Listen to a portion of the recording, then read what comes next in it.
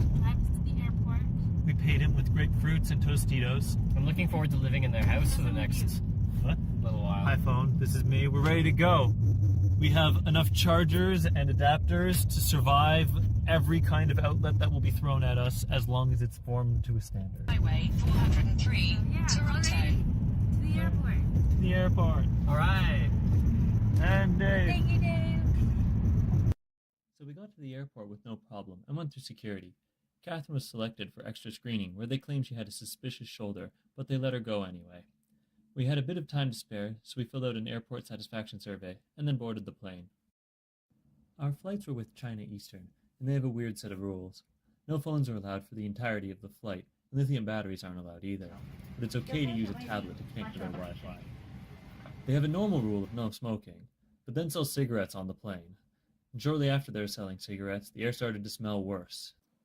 The food we had on the flight was decent for airport food.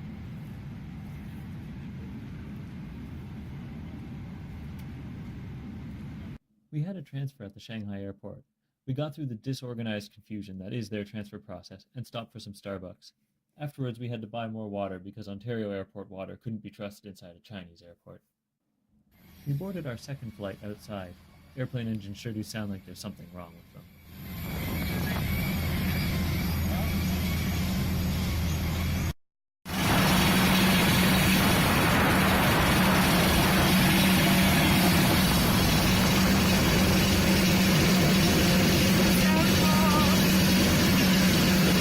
We got off the plane in Vietnam and took a licensed independent taxi after agreeing to a price equivalent to about $10 American.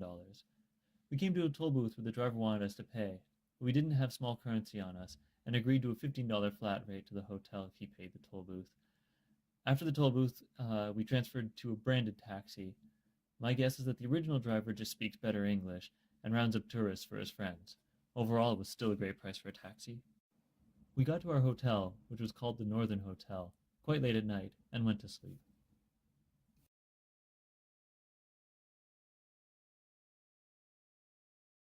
We started off heading towards the Bantan Market.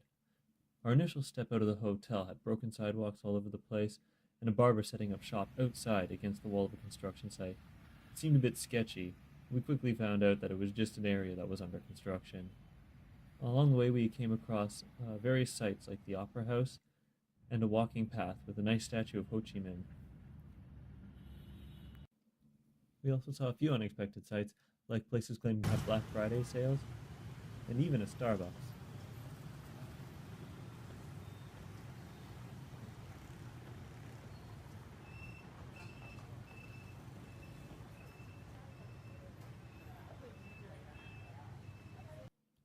Before we even made it to the market, we cracked and ended up buying shirts from a local store on the street. We made our way to the market, which was jammed full of people selling clothes, counterfeit goods, and food. While we were there, we bought some smoothies for around $1 American each. And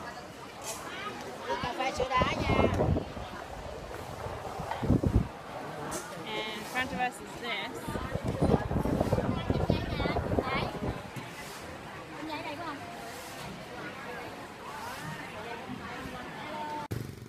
We finished up our smoothies and left the market and headed in the general direction of the War Museum. Along the way we saw a bunch of interesting things, including these preserved trees in the middle of the street. There was an ever-constant flow of traffic in the city. It was very thick, but very entertaining to watch. People managed to navigate the traffic flow very nicely. Every once in a while, someone would come up to us on a motorcycle and ask us if we'd like a ride to some place in exchange for money, like a taxi service. We always ended up refusing because we preferred to walk.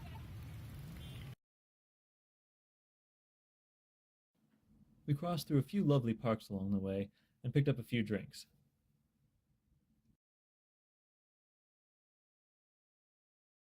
We eventually stumbled across a movie theater and went on in just to see the difference of what it looks like. It was mostly the same, but we snapped a couple shots while we were here. The museum is closed around lunchtime, so we ended up grabbing some food at a restaurant that looked appealing along the way. The whole meal was about $5. After lunch, we entered the War Museum. The War Museum covers the events and after effects of the Vietnam War, which is locally referred to as the American War. They had many vehicles and weapons to see, and they also showed the ways people were kept imprisoned and tortured during that time.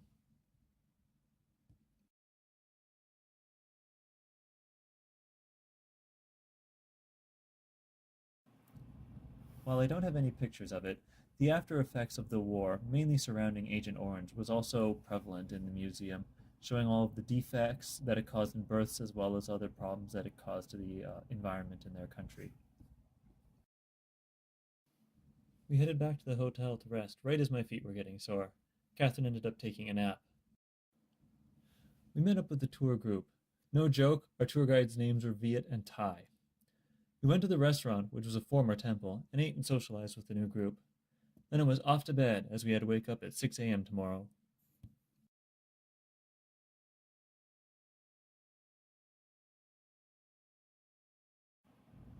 We woke up in the morning at 6 a.m. and headed on out towards our bikes. There was going to be one rest stop along the way before we got to them.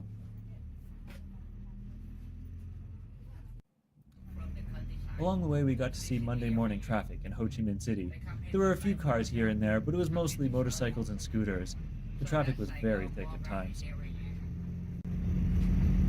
Saigon will be by French. So that in American War we call Saigon.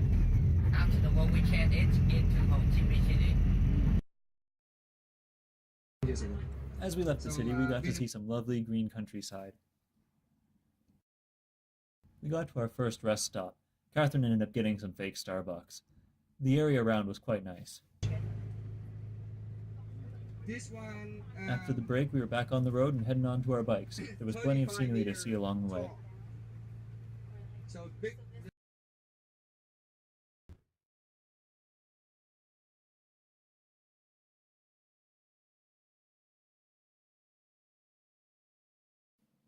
We got to our bikes for the Vietnam portion of the trip. We were riding Trek 4500. Everyone in our group. Here's my bike. You don't like the kickstand? No.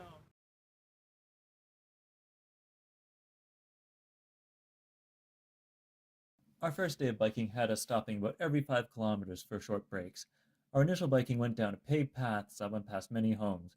It was surprising to see how many people lived down in areas that were only accessible by bike. We eventually stopped for our first water refill break. On the side of the road there was some stuff drying. Our tour guide explained to us that people dry it out during the day and use it to burn at night for fuel. As we continued our travels, we ended up going under and over a pretty large bridge. We then took a food break where we had a collection of snacks and fruits to choose from. Off we went traveling down more paths until we eventually came to a ferry.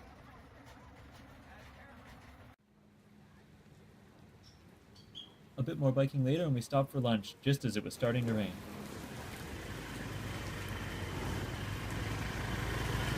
Right turn. Coming Right over the turn. bridge. They're coming. Bye. Bye, up. They've given us a big bowl of pho. Who was that other couple that was? They just, we met them on the road. They're from Slovakia, and they're staying in a guest house not far where. It's really something. As we were eating it started to rain rather hard.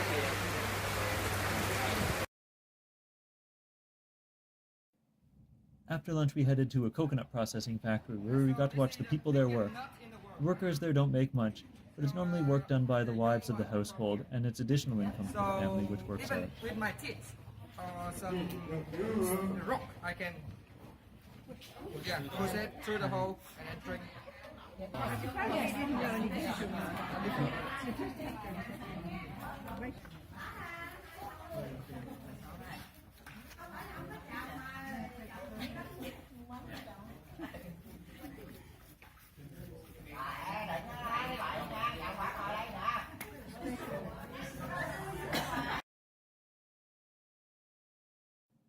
Afterwards, we made our way out to another ferry.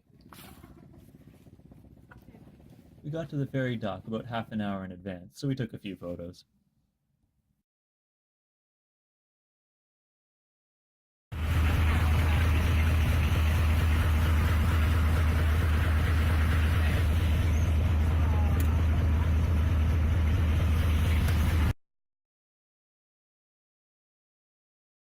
After the ferry, we made our way to the hotel.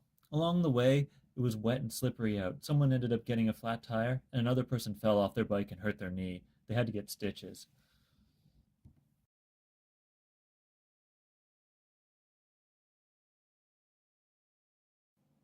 We ended up eating dinner at the hotel, which had some pretty good food. Our hotel wasn't as nice as the first one. The amenities were simplified and the bed was quite firm, but it was still alright.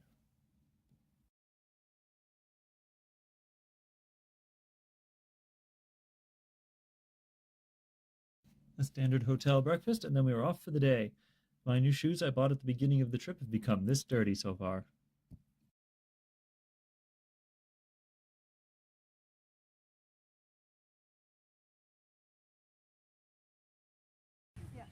Our first stop was at a royal pond. After some history on it, we biked around it and entered a Buddhist temple.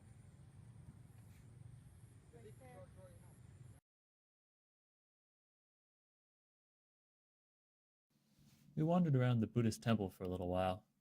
There were lots of nice buildings, statues, figures, and carvings to see. Women weren't allowed to wear shorts that went above the knee while inside the temple.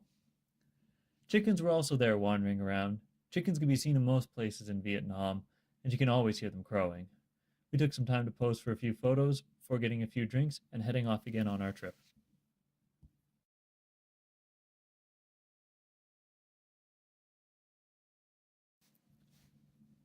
After a bit of biking, we stopped to take in the sights and learn about how rice is grown. Workers could be seen harvesting crops in the distance. There were also ducks present in the area. In Vietnam, they refer to them as water ducks, as they can't fly. These paths were also under constant light traffic. That's why after 1 month, when the rice like this high, they replant. You see, if they do sitting like that, some very erratic, so not many.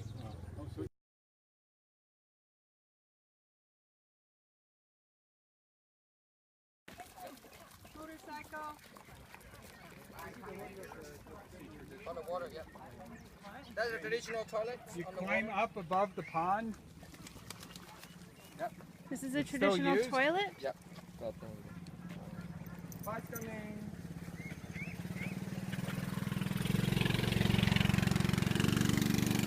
More bike. Cycling through these rice fields was one of the best parts of the vacation. The fields were very pretty to look at, and the scenery was fun to bike.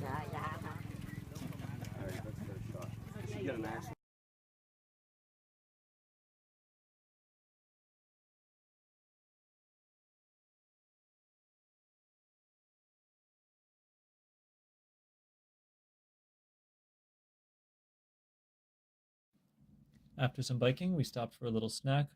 I attempted to order a Coke in Vietnamese, but it didn't work out.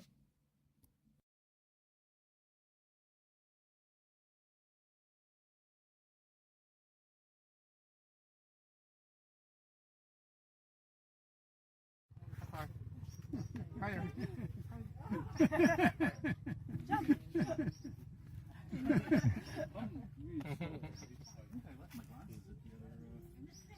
We picked him up. We stopped for a little break at someone's house. Their house was in between upgrades, so they had a nice front to it, but simple leaf-based sidewalls. Ty ended up showing us his cycling tattoo, and then we were off again.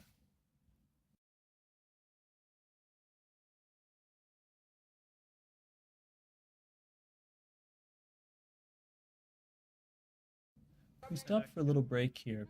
Unfortunately, one of our group members had fallen into a rice paddy and lost her shoe. While she was getting cleaned up and helped by some local people, we were able to see some jackfruit growing in the wild. These paths occasionally have gates on them that can be closed if someone is trying to make a getaway on a bike or some sort.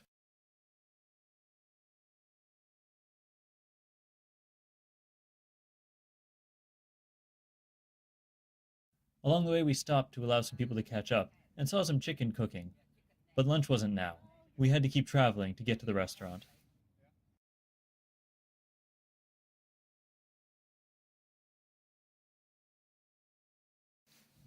Lunch here was both tasty and relaxing. Alright, so this here is a dragon's eye. Yeah, with rice on it. So yeah. Split open the shell. And it does look like an eye.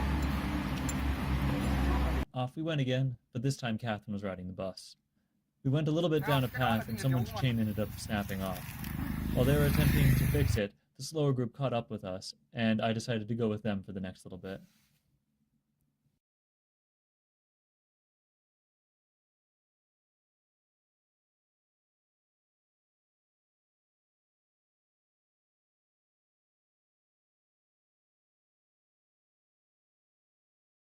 We eventually got to another ferry. We eventually made it to our final checkpoint of the day and busted to the hotel. Our hotel was pretty nice, and we ended up going out for dinner, which was also quite tasty. We had rice, squash, lemon chicken, fish, and some kind of deep-fried mystery meat. After dinner we explored the town, which was pretty nice. They were selling a whole bunch of stuff on the streets. Very often in Vietnam and Cambodia, the first and or last step in a set of stairs would be off by a certain distance. We always had to watch for this. The very last step is bigger than the rest of them, increasing your chance of stumbling and falling.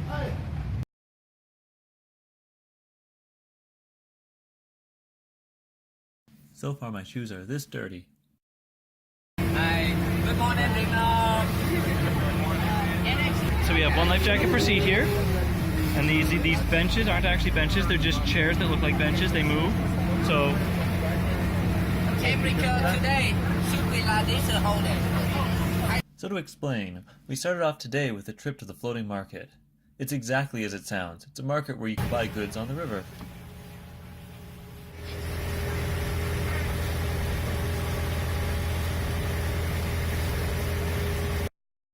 And this is a floating market. This is the biggest floating market in Mekong Delta. And they sleep on the boat at night if you want to know what they sell. And they both, they have bamboo stick in front.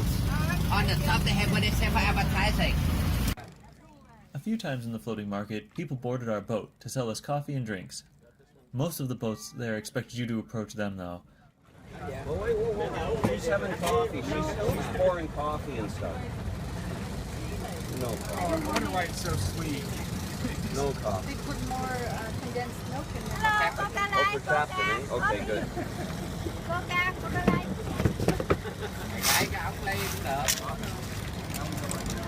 For the captain? I have like those. It's actually Yeah, that's right. Yeah.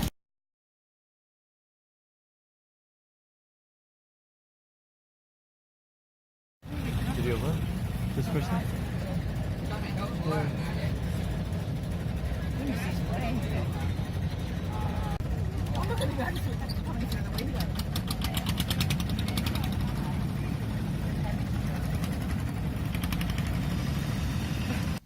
After we finished seeing the floating market, it was a brisk 19-kilometer bike ride to our next destination.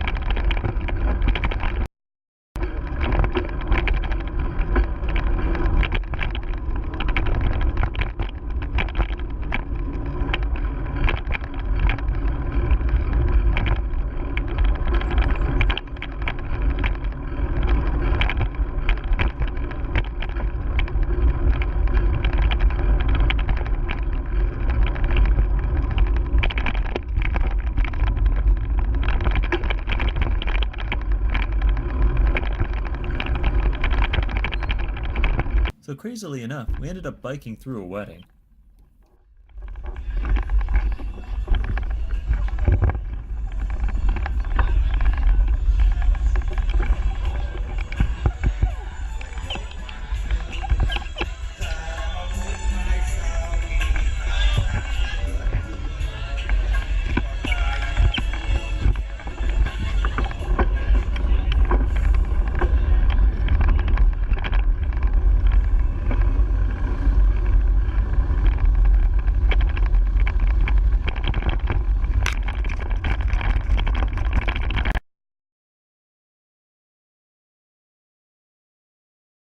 We stopped close to the end of our first biking section as we saw a man and his child fishing in the distance. Vietnam has no rules regarding fishing, so you can take as much as you'd like. The man helped us time a nice net throwing photo.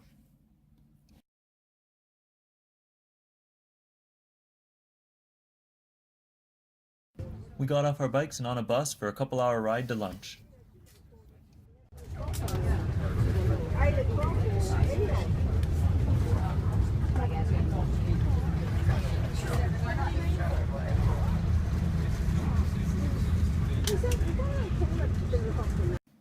Lunch involved noodles, rice, and pork and was quite tasty.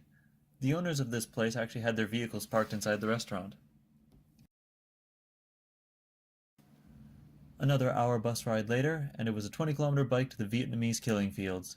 The scenery along the way was quite nice.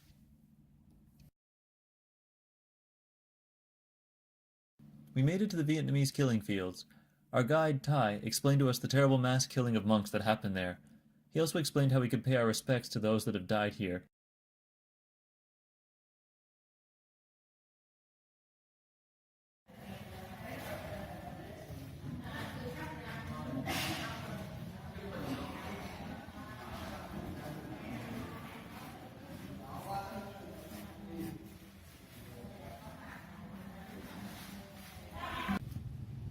Afterwards, a few of us took a short break playing soccer with some of the local kids before biking about 13 kilometers to the next bus.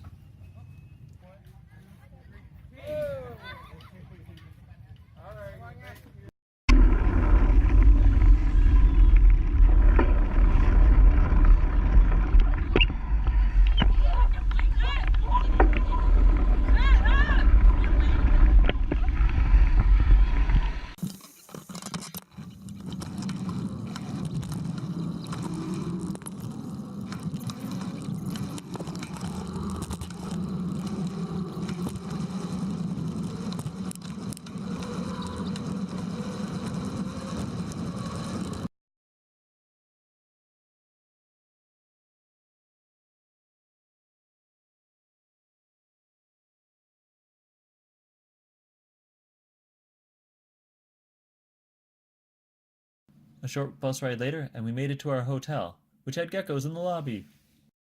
We gathered for dinner, gave our guides their tip, and then realized that one of us in the group looked like Kathleen Wynne.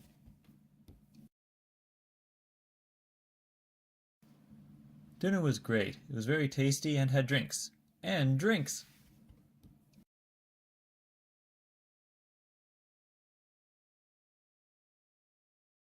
We finished up dinner and headed to our room, which was quite reasonable.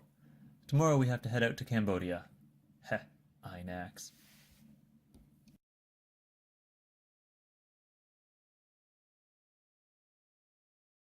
Up for breakfast nice and early. Shoe status? This. A short bus ride later and we got to our boat at 7 a.m. There were also dogs playing in the water by the boat. We got into our boat and headed to get our visas and passports processed for Cambodia. The boat was comfy and quick, but a bit noisy.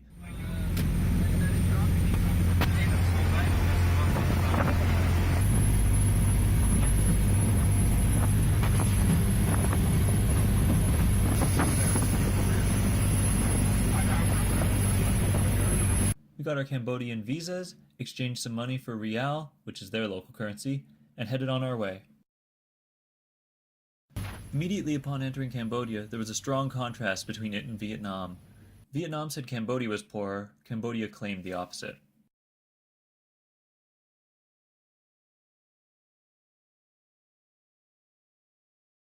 We made our way up the Be Careful slide and to the Titanic for lunch. Water here costs more than beer.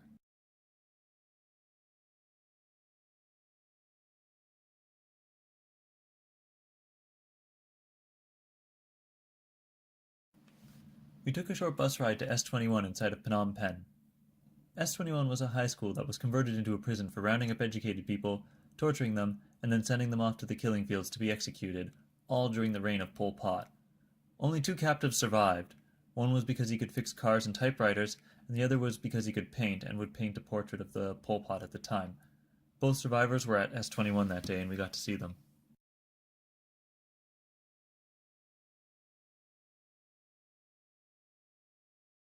Afterwards, we headed to the Cambodian killing fields. There we watched a little informative movie and then took a tour of the place. Not all the bodies have been dug up from the mass graves. There were several shocking things there, including bones sticking out of the ground, a tree that was used to kill children by beating them against it, and a tree that produces poisonous fruit that soon-to-be-killed prisoners were tricked into eating at times. Every year the rainy season ends up revealing more dead bodies. There was also a commemorative stupa there filled with bones of the people who were left in the killing fields.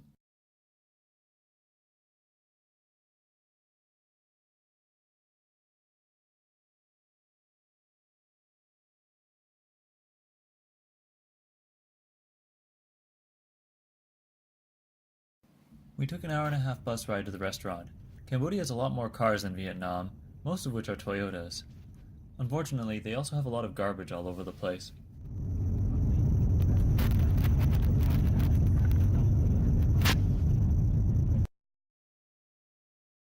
We got to the restaurant, which was quite interesting. Not only did it have a pool, but it was a place for unemployed youths to gain experience working so they could get a job somewhere else. There was a variety of food there, one item of which was a soup with tree ants in it. And yes, I did have it. From the restaurant, we headed to the hotel via bus. The bus driver had to yell at a drunken scooter driver along the way to get out of his way. Our hotel was nice. It had a fancy canopy bed and a good view outside.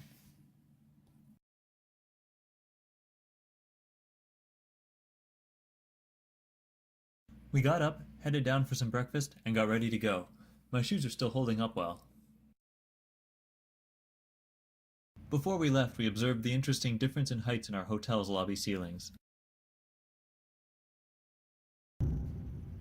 We got on the bus at 9 and headed off to go meet our next set of mountain bikes.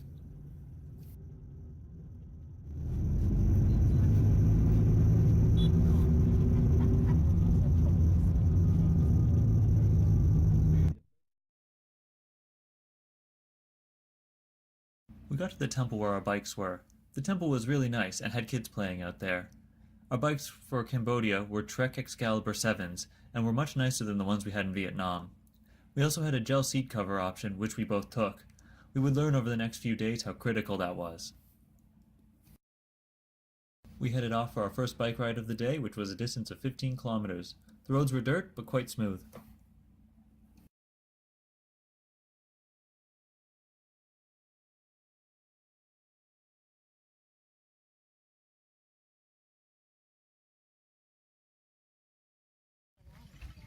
We stopped for snacks and got to see a lot of cows walk by.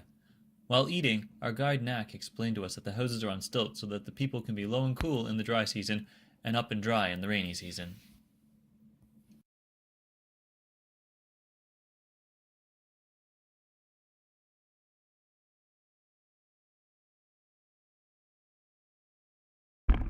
We finished up our snack and headed off for another 13-kilometer ride to lunch.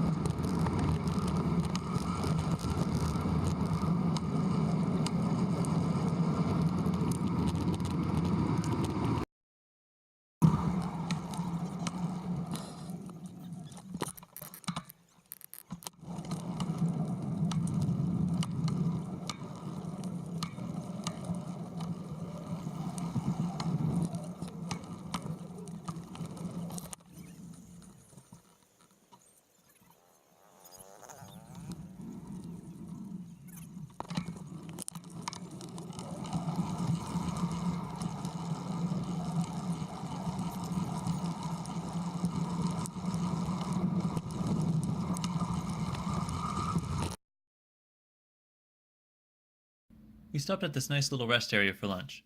The rest area felt surprisingly cool for it still being quite hot outside. Our meal was a packed lunch that had a variety of food in it.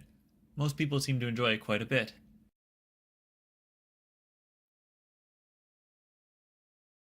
After eating lunch, we struggled our way into some hammocks for a little bit of a rest.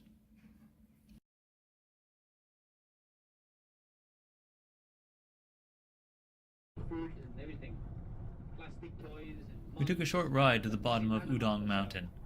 Udong used to be the capital of Cambodia, but now Phnom Penh is. Yeah, that's a lotus.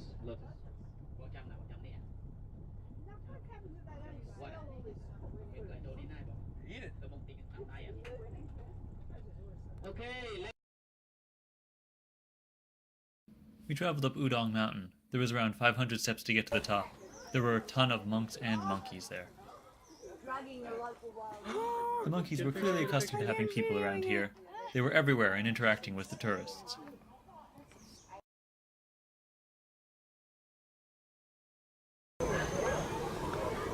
Sorry if we're blocking your way. Dan, will you move over? Oh. So sweet.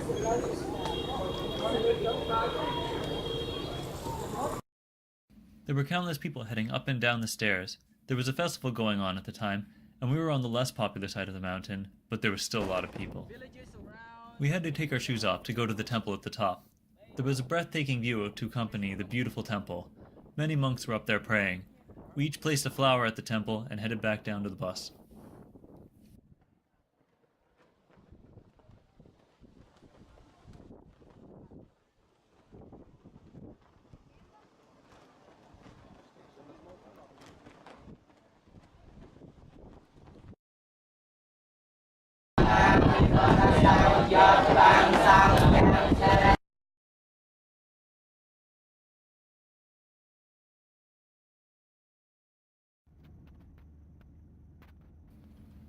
We rode the bus for another hour before taking a break at a market. The market had some interesting things at it. I'm putting this kind of spider on your hand. What do you call it? We call it tarantula spider. Oh, okay. Yeah. So not only did this market have a live tarantula for handling, but it also had several other cooked bugs for purchasing to eat. There was more conventional food there available as well. A few people picked up some samples from here. Back on the bus for another hour and a half, and it was time to sample some of the local food. It tasted like crispy bacon.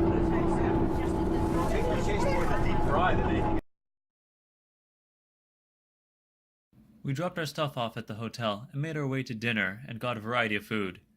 The meal even extended its way into unconventional food for me again.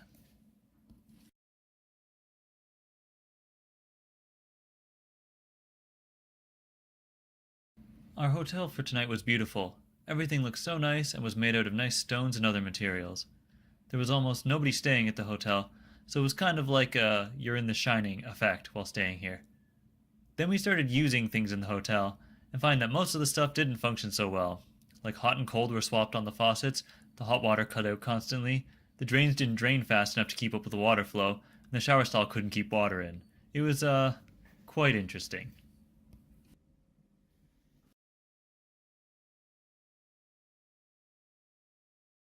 Up for a standard breakfast, accompanied with a misbehaving toaster. Unfortunately, overnight a couple of the people from our group had become sick. It was likely from the food last night. My shoes are still looking okay so far. We got to Sambor Pre Kuk, or the Forest Temples, as it'd be known in English. These were built approximately 1300 to 1400 years ago. One temple that immediately grabbed my attention was consumed by a tree. We were allowed to climb into it, which I did. It was basically a real-world version of the Deku tree.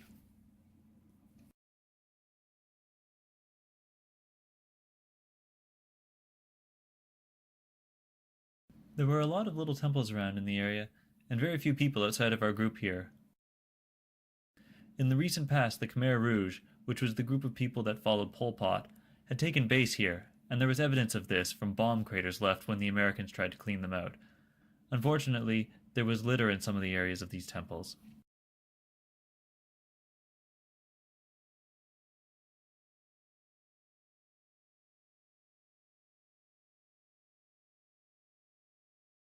Also present here was an old water storage area that had been created when these temples were in active use. The last temple we approached was one that had 3 false entrances and 1 real entrance. Each door faced a different cardinal direction.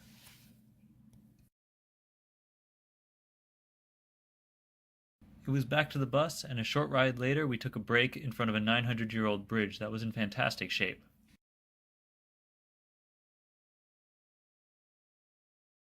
A bit later we got to our bikes and headed off on a 20-kilometer ride.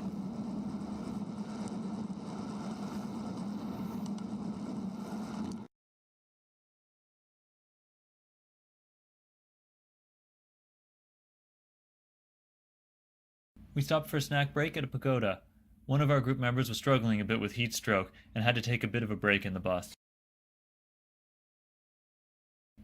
We headed off for another 15-kilometer bike ride. This road had a good chunk of potholes in it.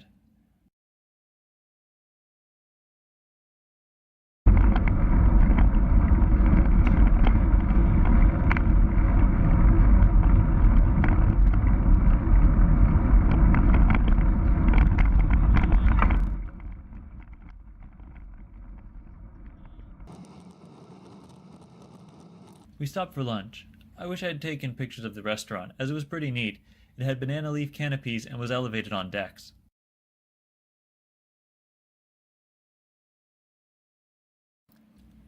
We headed off for another 14-kilometer bike ride. Unfortunately, this was too much for a few people, and they ended up taking the bus the rest of the day.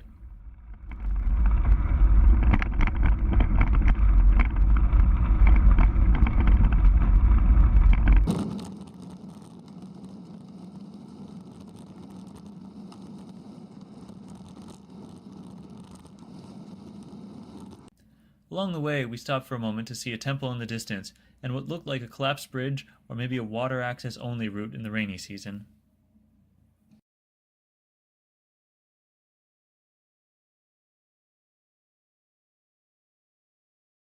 We took our last snack break of the day. The dirt had really started accumulating on us at this point. The sunscreen wasn't exactly helping us stay clean.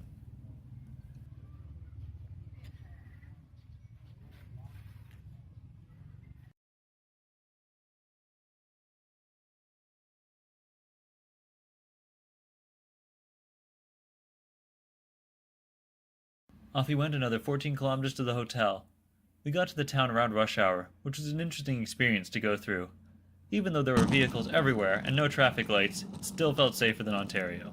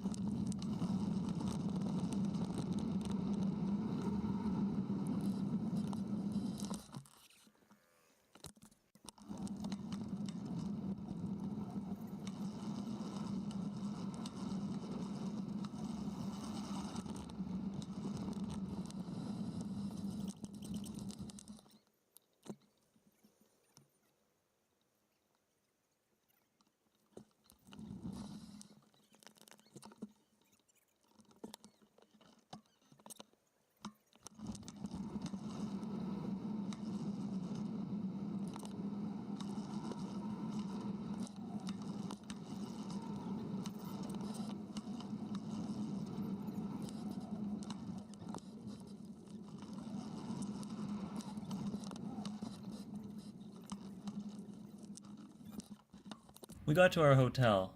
There was a minor mix-up with our bags, but we got it all sorted out reasonably easily. They had set up our room in this wonderful way as you see here. We were pretty dirty, so we cleaned up and then headed out for dinner. Our restaurant was nice.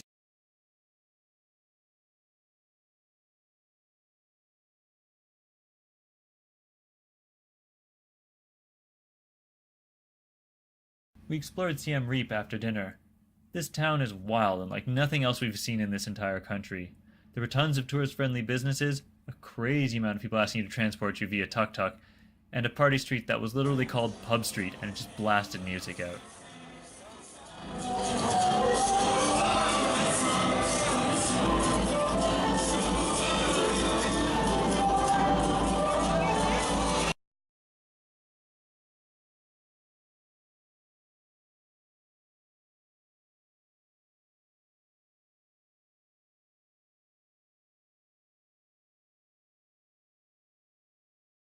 Up and off for the day to see 3 temples. First though, we need to get a pass to enter.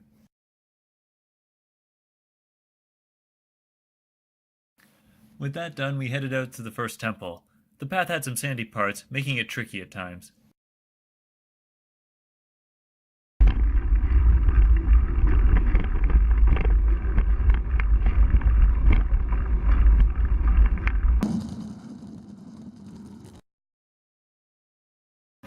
We got there and were greeted by the standard army of children trying to sell us stuff. It's a magnet.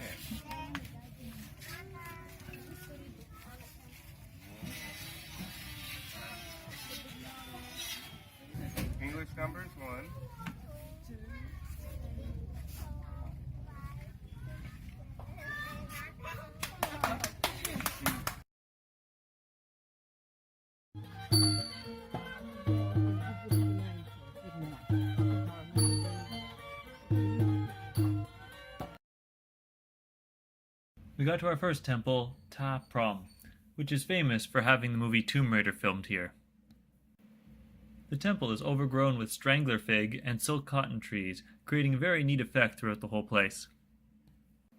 There were many carvings throughout the whole temple. The temple also had a lot of debris from parts of it that had fallen down over the years. While this caused many places to be blocked off and not allowed to go to, there were still plenty of places you were allowed to venture in through.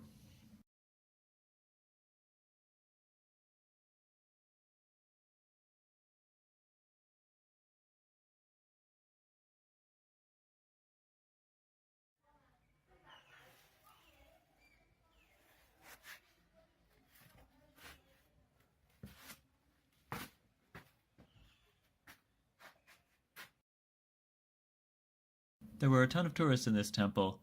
It actually ended up causing Catherine and I to become separated at one point, just because the crowd of people got too thick.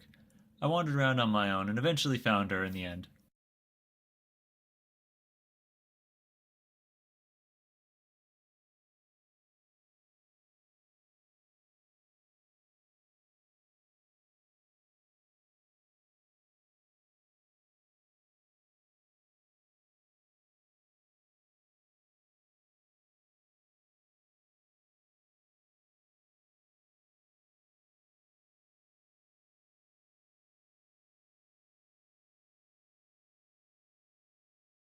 It was back to the bikes and off to Temple 2.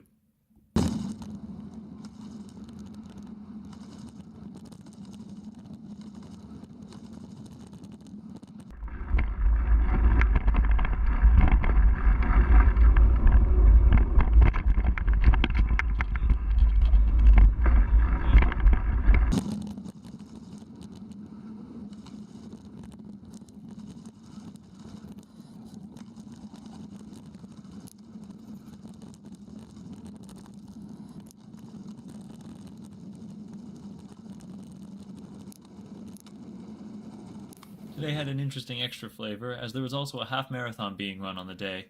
We'd see signs for it every once in a while biking past this area. We made it to the second temple, Angkor Thom. This temple was 3 stories tall and had a lot of large and well-preserved carvings in it.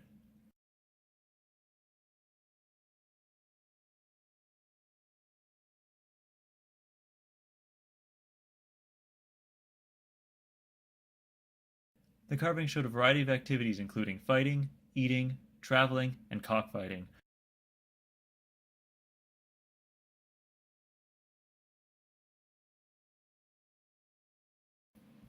This temple was in better shape than the previous one, but did still have some off-limit areas and potentially dangerous sections to those not paying attention.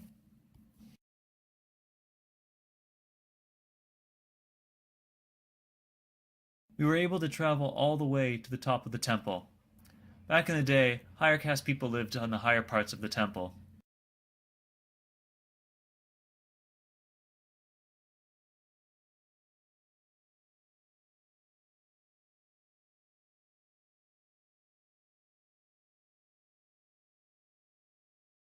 Back to our bikes again, and on our way to the third temple. We rode along an 8-meter high wall to get there. Along the way, there was some nice scenery, but you had to be careful. A couple people ended up falling during this part, but fortunately it wasn't off the wall.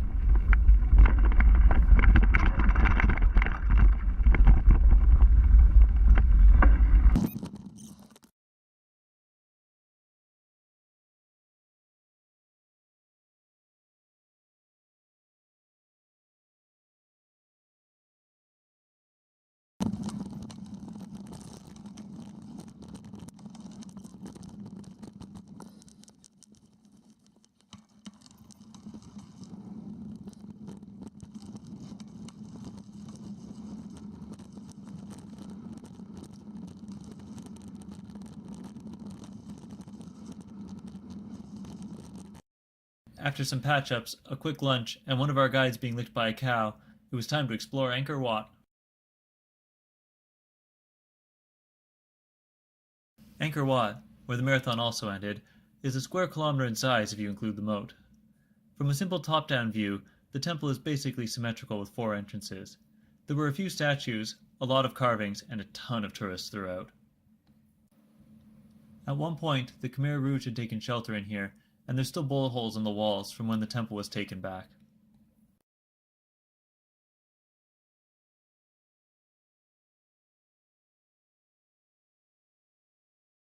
There was also large areas for storing water when the temple was under active, non-tourist use.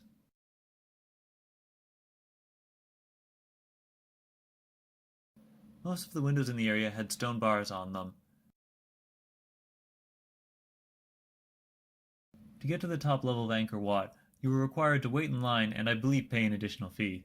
The line was really long, so we didn't bother with it. The temple stairs in general were pretty steep throughout.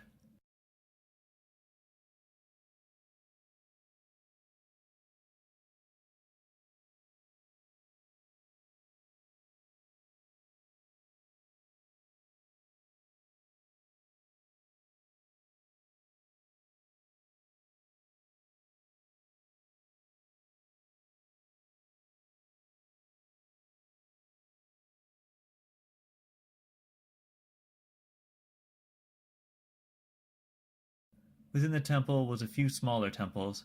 There was also monkeys traveling around and getting whatever food they could from people.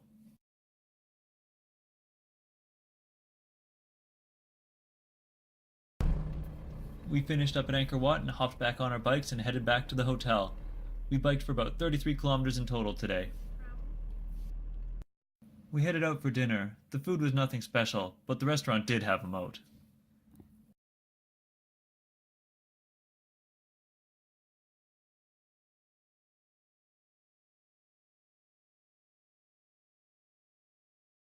We checked out the town again, bought some souvenirs and exotic chips, and headed to bed.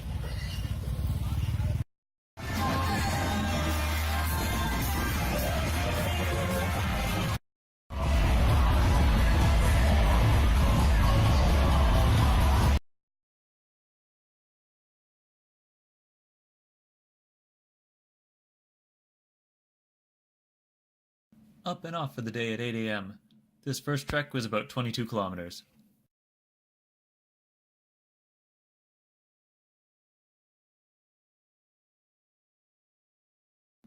While stopping for a little break for others to catch up, we could see Angkor Wat in the distance.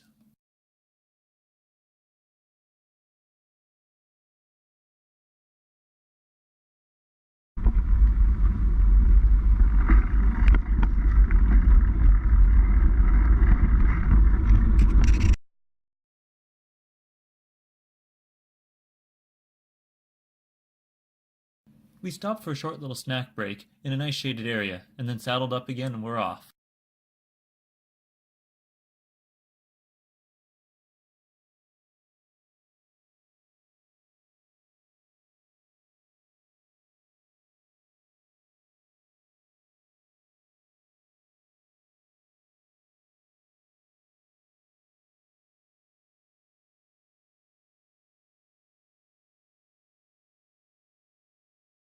So after another little break, we headed out on the most brutally rough road of the whole trip. It was 8 kilometers of constant rocks and potholes. By the end of this point, we had gone about 42 kilometers and had an extended break. Some people ended up bowing out and getting on the bus. Off for the last 14k and on to lunch. Lunchtime!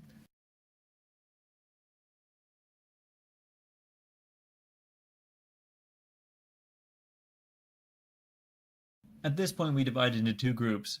One group went off for a hike and then later headed to a temple, and the other group who needed a break went straight to the temple and then back to the hotel. The hike was about 1.5 kilometers each way and a 400 to 500 meter vertical climb. The path contained several nice views and a lot of different trees along the way. There were some parts of the path that had been built up to aid in climbing, but it was mostly natural. There were large trees there, but unfortunately, some of them had recently died due to high peak temperatures that they've been hitting in recent years. One day last year hit over 42 degrees Celsius. Throughout the hike, we could hear this noise. See, Michael, they're climbing here. While it sounded like machinery with bad bearings, it was apparently just bugs in the area.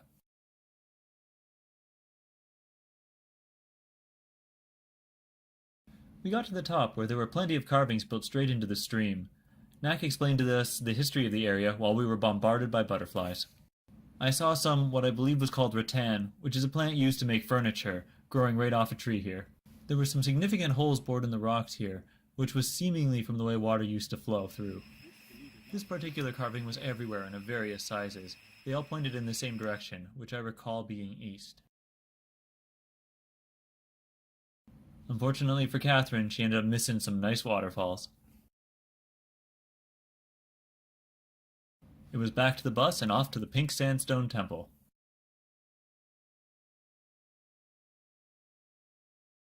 All of the doors and windows in this temple were small.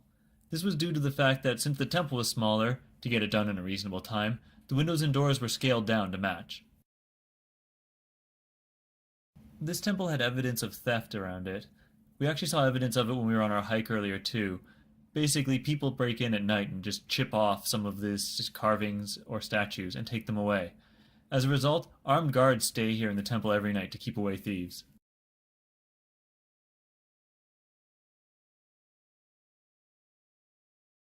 While leaving, a large number of monks were approaching. I used this as a great photo opportunity.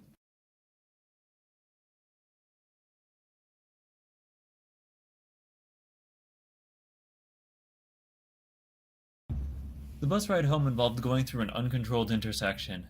It sure does take a bus a long time to squeeze through thick traffic like that. We were on our own for dinner that night, so we went to a convenience store for drinks for both dinner and to bring home for my parents. We got pizza at a chain in the area.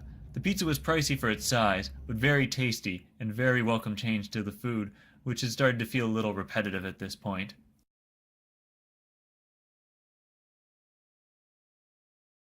And my shoes are now dirty forever. We got up and had our hotel breakfast. At this point, the food had been taking its toll on my digestive system, so I basically targeted bread and pancakes and other similar things for the mornings. We took an hour bus ride to get to the harbor, where we were going to board a boat and take a 7-hour ride from there.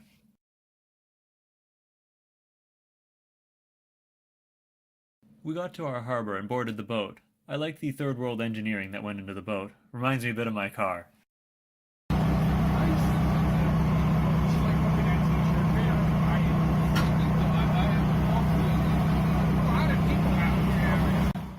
And on the topic of my car, there's another thing about this boat that reminds me of my car.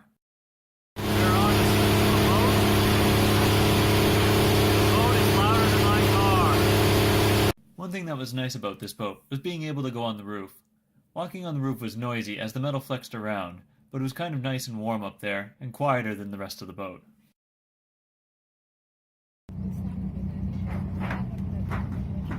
Sorry. It's okay.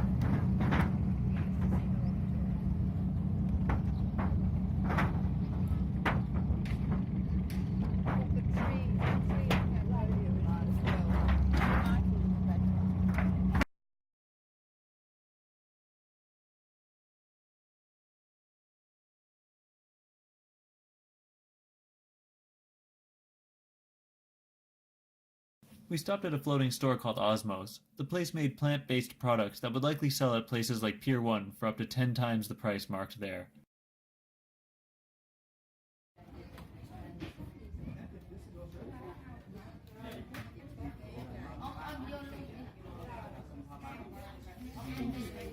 If you held it.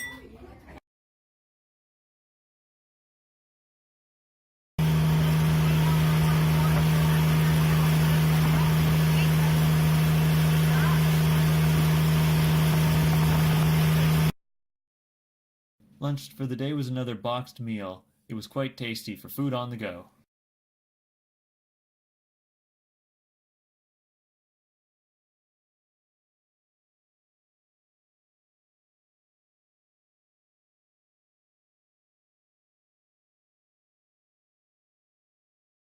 We took a shortcut at one point, heading down a path that was barely big enough to fit our boat. Occasionally the path widened a little bit, which was useful for boats to pass, especially if they were coming the other way.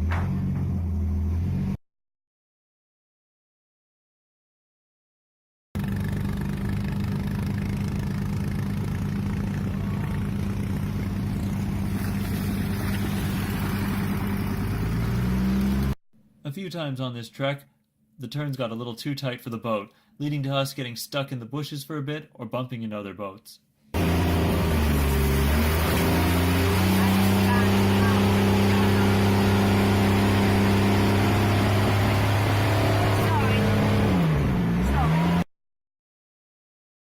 We saw a lot of fishing boats out there that were using massive nets to catch fish. The boats looked like they were mostly made out of trees that had just been stripped of their bark and attached together.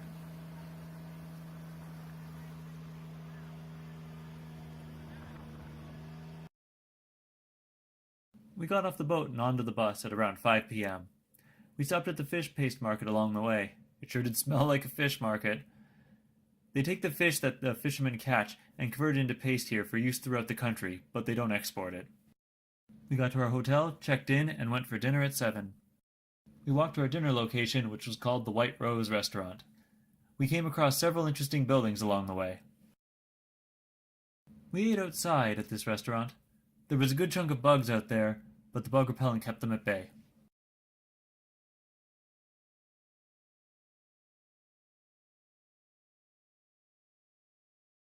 Some of the decor at this restaurant looked a bit familiar. Yeah. We walked back to our hotel, which was experiencing an amusing problem, but Catherine fixed it. Our hotel room has turned into a disco party! No, now it's blackness. Sounds like someone else having that trouble. There we go. Catherine fixed it.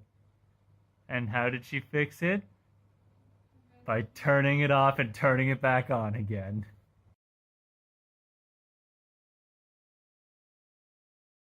Up and off for the day. Our first trek was a 20-kilometer ride. We took a brief break at the building where the former Prime Minister used to live, and then continued onward. Today was going to involve a lot of biking.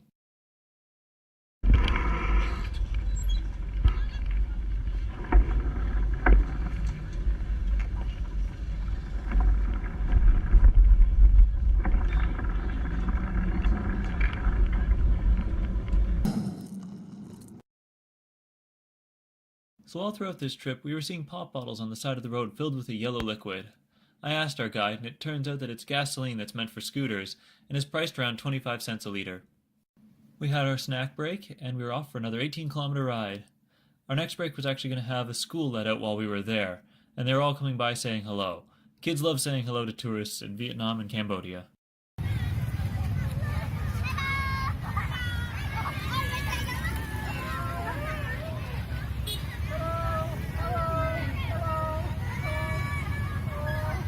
From there, Catherine took a break on the bus while I biked another 22 kilometers.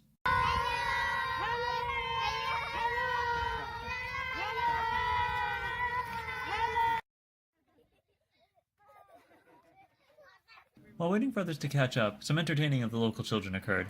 Kids were often at places where we took breaks at, and interacting with them was common.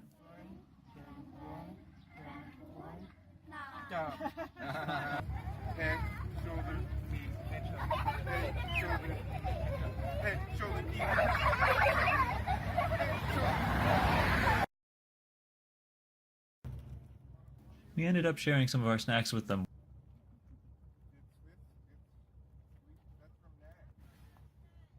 Catherine got back on the bike at this point, and the hills began. We rode for another 10 kilometers till we stopped for lunch at a pagoda. We stopped for our bathroom break and our lunch break at the pagoda. After refueling, we took off for another 16 kilometers and headed towards the statue. Along the way, we stopped for a brief photo shoot of what we would soon travel to. We made it to the statue, but with a group of us being a good chunk ahead of the others, we decided to use this extra time to climb to the top of the mountain to see a temple and large statue up there. This large statue was the one that was pictured earlier in the distance. This last bit of biking was incredibly steep. At the top of the mountain there was a large stupa and a large Buddha statue.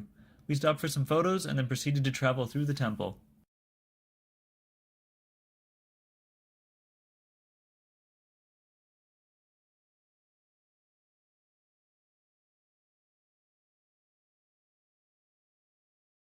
We came to a spot where the statues depicted the punishments of various sinners, like impious, lying, and adultery.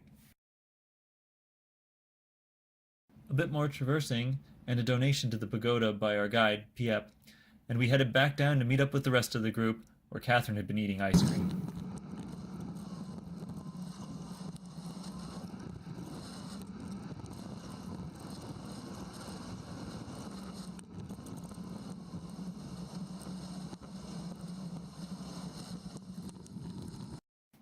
We were off for the last 6 kilometers to our hotel. After a long day of biking, which was around 92 kilometers, we pulled into our hotel for a refreshing offering of cold beer instead of the usual fruit punch drinks we'd been getting at the other hotels. We got to our hotel room, which was amazing. It was a little house, but it felt like being in the bedroom of an expensive condo. We checked out the pool, and it started to rain and was buggy, so we just ended up relaxing in our room.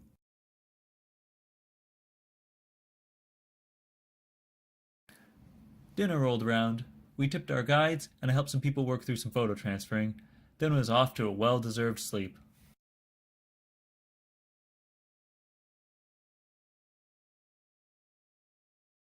Waking up, avoiding some insects, and a tasty breakfast later, and we got ready to ride our bikes for the last time in Cambodia.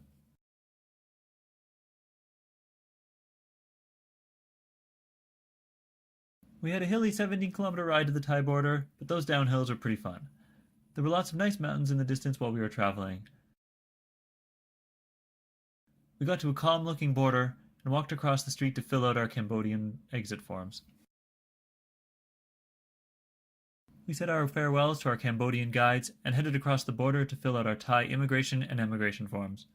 We met our new guides, Yo and Al, and got into our tour van. We were riding in 2 vans this time instead of 1 van and a bus. The wealth difference between the countries was instantly visible. I was actually surprised at how different each of the 3 countries were from each other, considering how close they were together. We rode in the van for 30 minutes, exchanged some money at a bank, and then headed on to our destination lunch, which was at a beach. The beach at our lunch location was pretty nice. We lounged around for a small amount of time while our food was prepared.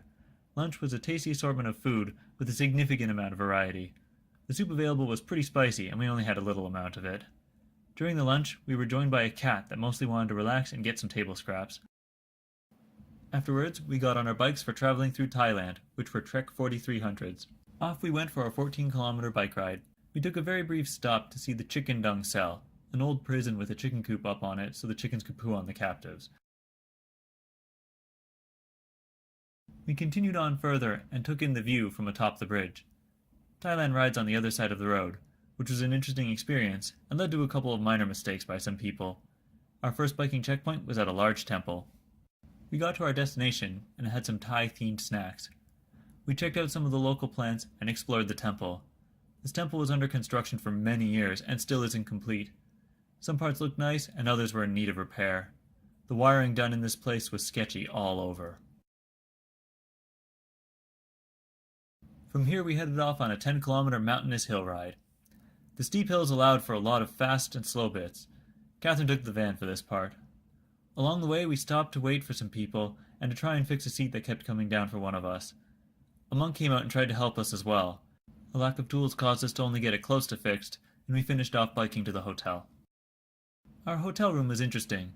The door to the bathroom was locked by placing wood over the door handles, like you were blocking off a castle door. The bathroom was on a balcony, and though it was walled off, it had a canopy roof over it, and you could hear outside. We went for a brief swim, saw the sunset, and headed off for a feast of a dinner on the beach. There was so much good food. We were told a bit of Thailand's history, saw some people fishing for crabs in the water, and then headed off to bed.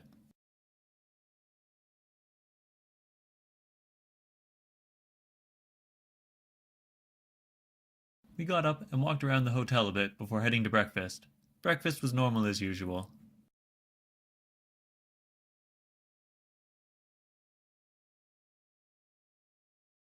We saddled up and headed off for the last day of biking. Today was a balmy 32 degrees, which was warm, but still reasonable.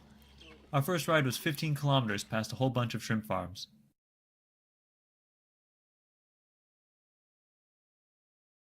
We stopped at a rubber tree plantation. I had no idea rubber just came out of trees the same way maple syrup does. We stopped for a little break and then headed off for another 22-kilometer ride. The traffic lights in the countries we've been in are really great. They have countdowns to when they'll change to red or green. This obviously allows for better fuel savings and traffic flow, and I wish Canada would do something this great.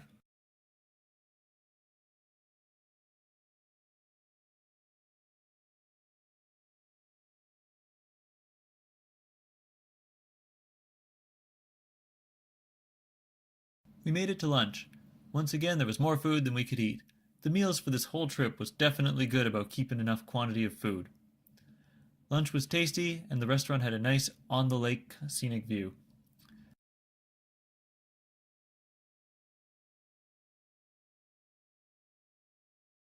While leaving, we came across another group of people on their own bike tour, but it was a different style.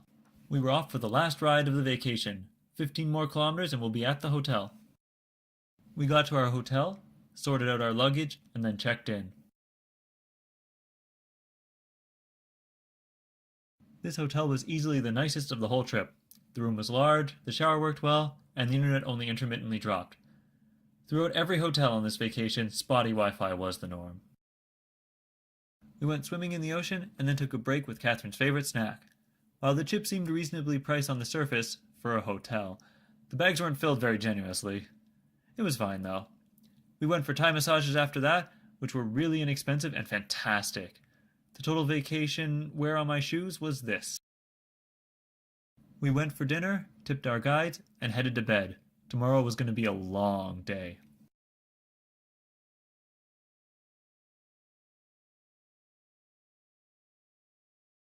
Woke up for some breakfast and some time on the beach. Catherine gathered some shells and we got our bags and headed to the vans. We loaded up and headed down the road to Bangkok. The road trip was pretty long and we actually needed to stop for gas at one point, but it was all fine. We came across a few toll booths and one had a guard completely decked out in special ops gear. I wanted to get a photo of it, wasn't sure if that would go over well, so I didn't.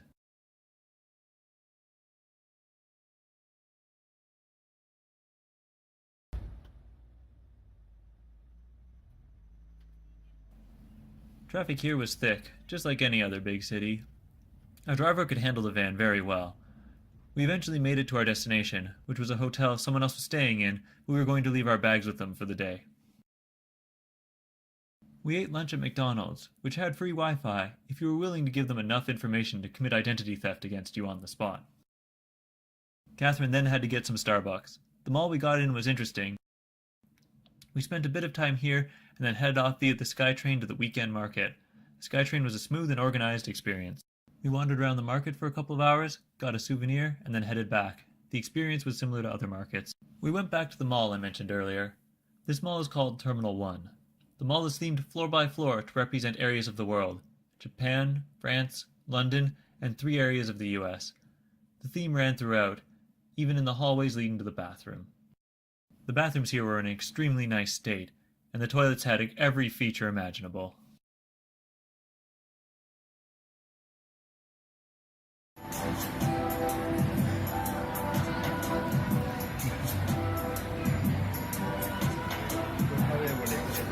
There are stores in this mall that you simply won't see in Canada, some more understandably than others. There were a few arcade machines here. Catherine and I took the opportunity to play Mario Kart, and I challenged some stranger to Initial D. We also grabbed some food while we were here. The pizza cone I had was ridiculously expensive for what it was. I'm not completely sure why. It was still tasty, however. Before we got our bags, we stopped at a convenience store and picked up some snacks for the plane ride home. We got our bags, headed onto the SkyTrain, and off to the airport. We got to the airport 3.5 hours early and couldn't drop off our luggage for an hour. We pooled our remaining money and grabbed a Subway sub, and then prepared for the brutal plane ride home, leaving at 2 a.m. Like our flight to Vietnam, our flight home had a 3-hour stopover in Shanghai. We got to watch the confusion of the Shanghai airport again, get some food, and be told not to bring dynamite, mortar bombs, and the incredibly dangerous lithium-ion batteries and powered-on cell phones onto the plane. Having the longer leg of the flight be second was harsh, making the last 2 hours feel pretty bad. We managed to synchronize a movie for us to watch. We got home and went to bed after being awake for around 48 hours.